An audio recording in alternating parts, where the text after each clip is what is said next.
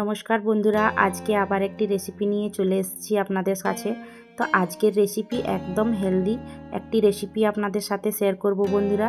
আচ্ছা, আপনারা বাড়িতে অনেকে বাচ্চারা হয়তো শাকসবজি খেতে পছন্দ করে না, কিন্তু তাদের জন্য এই একটা হেলদি রেসিপি আপনাদের সাথে শেয়ার করব। এই রেসিপিটি বন্ধুরা অনেক অনেক ভালো লাগবে। আর আপনাদের বাচ্চারা যদি শাকসবজি নাও খেতে পছন্দ করে, এই রেসিপিটি যদি আপনারা বাড়িতে তৈরি করে নিয়ে দেন, বাচ্চারা বুঝতেই পারবে না যে আপনি অনেকটা শাকসবজি দিয়ে নিয়ে এটা তৈরি করেছেন, আর ওরা কিন্তু অনেকটাই মজা করে খাবে। আর আজকের রেসিপি বন্ধুরা সেটাই আপনাদের সাথে শেয়ার করব। অবশ্যই পুরো ভিডিওটি দেখবেন বন্ধুরা।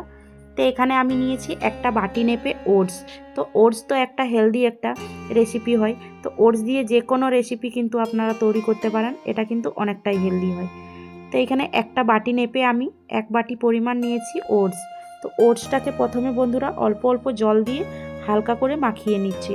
আর বন্ধুরা, যেহেতু ওটসটা একটা হেলদি, তো অবশ্যই বাড়িতে বাচ্চাদেরকে কিংবা বড়োদেরকে এই রেসিপিটা অবশ্যই ট্রাই করতে পারেন। তো এখানে খুব ভালো করে মেখে নিয়েছি। আবারও হাফ কাপ পরিমাণ এখানে জল দিয়ে নেব। আর জলটা দিয়ে নিয়ে আরেকটু ভালো করে মেখে নিচ্ছি। আর বন্ধুরা, এটার মধ্যে কিন্তু আপনাদের পছন্দ মতো শাক সবজি আপনারা অ্যাড করতে পারেন, এটা অনেকটাই ভালো লাগবে। তো এখানে একটা মিডিয়াম সাইজের দিয়ে দিলাম গ্রেট করে রাখা আলু, সাথে দুটো কাঁচা লঙ্কা। তো কাঁচা লঙ্কা আমি দুটো দিয়েছি, আপনারা ঝালটা আপনাদের পছন্দ মতন দিতে পারেন, কিন্তু ছোট বাচ্চাদের যদি তৈরি করেন তাহলে ঝালটা স্কিপও করতে পারেন।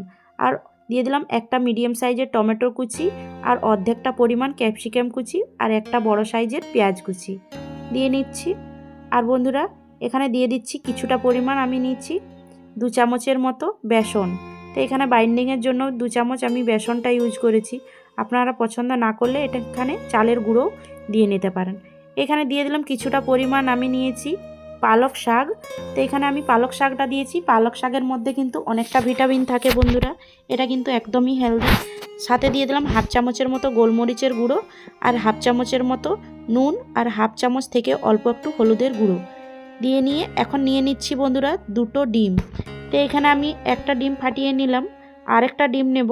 তো আরেকটা ডিম নিয়ে আমি আবারও ফাটিয়ে নিচ্ছি এর মধ্যে। তো এখানে আমি দুটো পরিমাণ ডিম নিয়েছি, ডিমের মাত্রা আপনারা কম বেশি করে নিতে পারেন।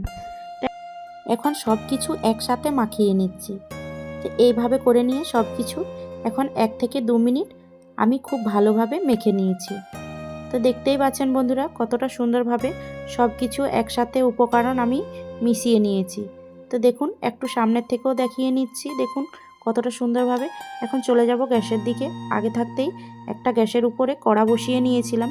তো কড়াটা মিডিয়াম টু লোয়ের মধ্যে খুব ভালোভাবে গরম করে নিয়েছি। 1 চামচ পরিমাণ আমি এখানে দিয়ে দিলাম সাদা তেল। তো সাদা তেলটাকে খুব ভালোভাবে কড়াইয়ের মধ্যে এভাবে লাগিয়ে এখন আমি 1 হাতা ব্যাটার আমি কড়াইয়ের মধ্যে দিয়ে দিচ্ছি। আর বন্ধুরা, এই রেসিপিটা তৈরি করবার টাইমে গ্যাসের ফ্লেম একদম মিডিয়াম টু লোয়ের মধ্যে রাখতে হবে। তো এখানে 1 হাতা ব্যাটার দিয়ে নিয়ে এভাবে একটু প্রেস করে নিয়ে গোল করে নিলাম। এখন ঢাকা দিয়ে দিচ্ছি 2 মিনিটের জন্য। তো এখানে 2 মিনিটের মধ্যে ঢাকা দিয়ে দিলাম। 2 মিনিট পরে আবারও আমি ঢাকনটা খুলে নিয়ে দেখে নিচ্ছি এখানে। তো এখানে ঢাকনটা খুলে নিয়ে এখন এক সাইডটা খুব ভালোভাবে আস্তে করে আমি এখন পলটে নিচ্ছি। তো দেখুন, এখানে এক সাইডটা পলটে নিয়েছি, আবারও এক সাইডটা আমি এভাবেই আমি ভালোভাবে মুচমুচে করে তৈরি করে নেব। হাফ চামচ পরিমাণ আমি এখানে আবারও তেল দিয়ে দিচ্ছি। তেলটা দিয়ে নিয়ে আবারও এক সাইডটা এরকম লালচে কালারের করে ক্রিস্পি করে ভেজে নিচ্ছি। তো এক সাইডটা আবারও পলটে নিলাম এভাবেই। আর বন্ধুরা, সেম এইভাবে করে নিয়ে কিন্তু সেকেন্ড বারটাও আমি তৈরি করে নেব। তা একটা আমার তৈরি হয়ে গেছে এখানে। তো দেখুন সুন্দরভাবে একটা তৈরি হয়ে গেছে। আবারও একটা তৈরি করে নিয়ে আপনাদেরকে দেখাচ্ছি। 1 চামচ পরিমাণ আবারও কড়াইয়ের মধ্যে দিয়ে দিচ্ছি তেল। তেলটা দিয়ে নিয়ে 1 হাতা ব্যাটার আবারও ওই তেলের মধ্যে দিয়ে নিয়ে হালকা করে প্রেস করে নিচ্ছি, এভাবে একটু গোল করে নিয়ে আবারও 2 মিনিটের জন্য ঢাকা দিয়ে দেব। তো এখানে 2 মিনিট ঢাকা দিয়ে দিচ্ছি। তো 2 মিনিট পরে আবারও ঢাকনটা খুলে নিয়ে দেখে নিচ্ছি। তো ঢাকনটা খুলে নেবার পরে আবারও এক সাইডটা পলটে নেব, আর সেম এইভাবে চেপে চেপে খুব ভালোভাবে ভেজে নিচ্ছি। তো দু সাইডটাই এভাবে করে নিয়েই ভেজে নিতে হবে। আর সবগুলোকে বন্ধুরা এভাবে করে নিয়েই আমি তৈরি করে নিচ্ছি। এখানে এটাও আমার তৈরি হয়ে গেছে। তো দুটো তৈরি হয়ে গেছে, সবগুলোকে এভাবে তৈরি করে নিচ্ছি।